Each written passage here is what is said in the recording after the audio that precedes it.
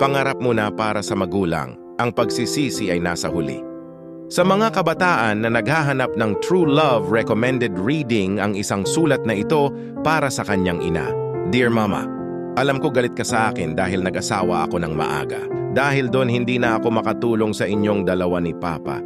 Pinalaki mo kami dahil nagbabakasakaling kami ang aahon sa inyong kahirapan. Yun pala gagatong ako sa inyong kadukhaan. Nag-asawa ako ng tulad kong mahirap kung kaya ang sweldo niya ay sa amin lang sapat. Kapag may sakit kayo, hindi ako makatulong sa inyo.